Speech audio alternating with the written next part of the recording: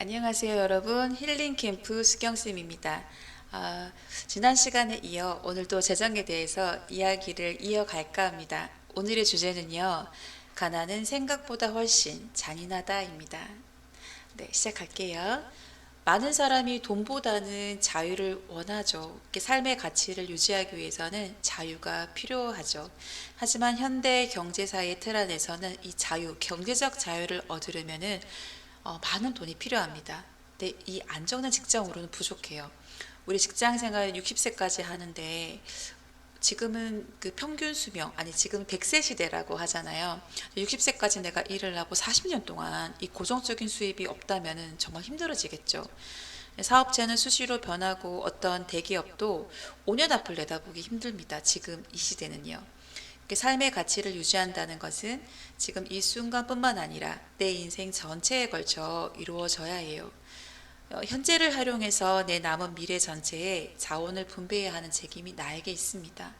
그래서 3, 40대까지는 내가 어느 정도 일도 있었고 건강했고 그렇게 매달 고정적인 수익이 일정하게 잘 들어왔는데 어느 날 갑자기 직장에서 해고되거나 또는 내 사업체가 없어져서 내 직장이 없어져서 수익원이 발생하지 않게 되면은 정말 힘든 삶을 살아갈 수 있잖아요. 그래서 지금 내가 건강할 때, 내가 수입이 있을 때, 이때 미래를 대비해서 준비하는 것이 굉장히 필요합니다. 어, 어떤 사람은 나는 뭐 굳이 부자가 될 필요가 없어요. 나는 뭐 만족해요. 지금 이것에 나중에 연금도 뭐 조금씩 나오니까 난 괜찮아요. 뭐 그런 사람도 있겠죠. 그렇지만 부모님이나 배우자나 자식의 삶의 가치는 다를 수 있죠. 자식이 커가면서 자기 꿈을 위해서 뭐 이렇게 배워야 되고 또 돈이 많이 들어가는 뭐 음악을 한다거나 뭐 미술을 한다거나 또 체육을 한다거나 뭐 이런 거 할 때 자식을 이렇게 뒷받침해 줄 수 있으려고 하면은 그 어느 정도의 돈이 필요합니다. 가난을 겪어보지 않은 사람은 가난이 얼마나 무서운지 짐작도 못하죠.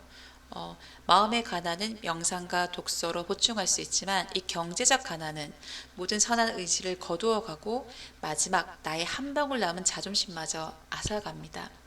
빈곤은 예의도 품위도 없어요. 음식을 굶을 정도가 되거나 이 거처가 사라지면 인간의 존엄을 지킬 방법이 없어요.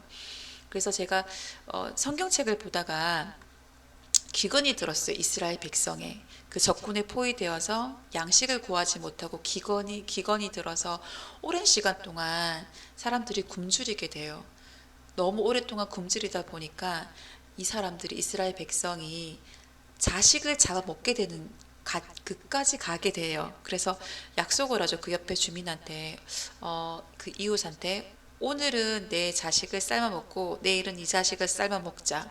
이 갓난아기를 삶아먹어서 이렇게 그 굶주림을 허기를 이 배고픔을 채우는 그 사건이 나와요. 우리 상식으로는 도저히 이해할 수 없고 아무리 배가 고파도 그렇지 어떻게 그럴 수 있을까라고 말할 수 있지만 실제로 그 극심한 가난, 그 극심한 어떤 그 배고픔에 시달리게 되면은 이성이 마비된다고 합니다. 오직 먹는 것밖에 생각이 나지 않고 제대로 된 정신 상태일 수가 없겠죠.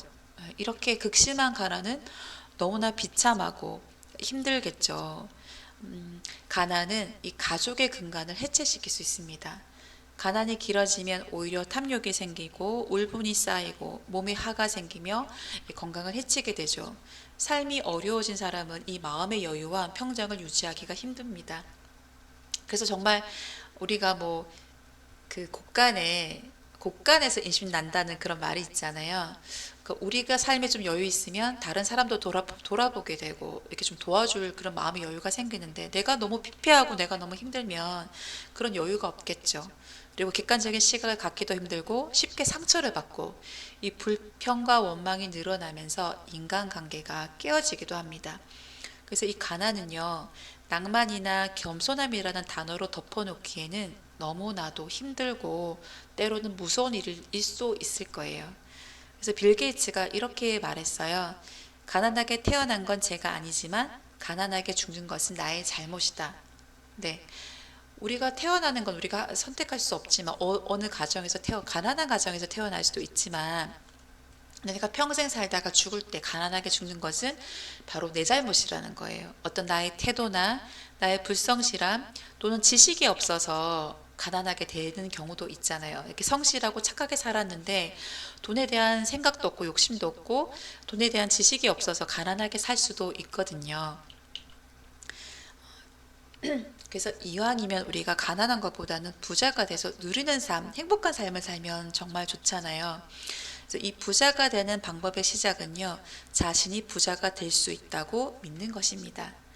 어떤 부자를 경멸할 수는 있어도 그 사람이 너무 비인격적이고 사람을 함부로 대하고 정말 사회에 악인 부자도 있을 수도 있겠죠. 예. 근데 어떤 부자를 경멸할 수는 있어도 부 자체를 경멸해서는 안 됩니다. 이게 부자는요, 제가 봤을 때 그래도 성실하고 그래도 어떤 지식을 갖추고 그럴 때 이렇게 부를 쌓을 수 있는 것 같아요. 예. 나쁜 부자도 있지만 선한 부자, 성실한 부자도 정말 많거든요. 그래서 우리는 그런 선한 부자가 돼야 될 것 같아요. 자신이 부자가 될 수 있다고 믿는다고 해서 반드시 그 사람이 부자가 되는 것은 아니죠. 그렇지만 나는 부자가 될 수 없어. 나 같은 게 뭐. 이렇게 생각하는 사람은 절대 부자가 될 수 없습니다. 그래서 부자가 될 수 있다고 믿는 사람 중에서 부자가 나오겠죠. 그 믿음이 부자가 될 수 있다는 그 믿음을 가진 그 믿음이 실행하게 하고 고민하게 하고 도전하게 만들어주며 길을 만들기 때문입니다. 실행해야 하니까 먼저는 저축하게 되고 고민하다 보면은 돈에 대해서 공부하게 되고 투자하게 되고 이렇게 공부하게 되잖아요. 이렇게 도전하려다 보니 누구보다 성실하고 열심히 일하게 되는 거죠. 사실 천만장자, 억만장자 같은 부자는 노력만 가지고는 안 된대요. 타고난 재주와 능력이 있거나 또는 시대적 환경도 잘 맞아야 되고 그리고 하늘이 도와줄 때 생기는 일입니다. 그러나 백만장자까지는 누구나 노력으로 갈 수 있다고 합니다. 백만장자가 지금 그 금액으로 말하면 12억, 13억이거든요. 그래서 옛날에 백만장자가 하면 정말 부자였는데 지금은 12억, 13억 가지고 와 진짜 부자다 이렇게 말하지는 않지만 그래도 12억, 13억 정도 되면 어느 정도 그런 삶을 살 수는 있죠. 가난하지 않고 그래도 내가 하고 싶은 거뭐 이렇게 하면서 그렇지만 경제적 자유를 누리기는 그 금액도 지금으로 봐서는 좀 어려울 수도 있겠죠. 사람마다 이렇게 부자의 기준도 다 다르고요. 그렇지만 성실하고 절제하고 끊임없이 노력하면 빠르면 40대, 늦어도 50대에는 백만장자로 살 수 있다고 합니다. 가난이 생각보다 잔인하듯이 이 부자의 삶은 생각보다 훨씬 행복하다고 합니다. 그래서 여러분도 저도 이왕이면 부자가 돼서 누리는 삶, 그리고 다른 사람을 돕는 삶, 그런 삶을 살았으면 좋겠습니다. 그리고 이것은 바로 부자가 될 수 있다는 그 생각에서 비롯된다는 것을 잊지 마시고요. 나도 부자가 될 수 있다. 그럼 내가 어떻게 해야 되지? 그렇게 한번 생각해 보는 이 시간이 되셨으면 좋겠습니다. 네, 오늘 여기까지입니다. 오늘도 들어주셔서 감사합니다.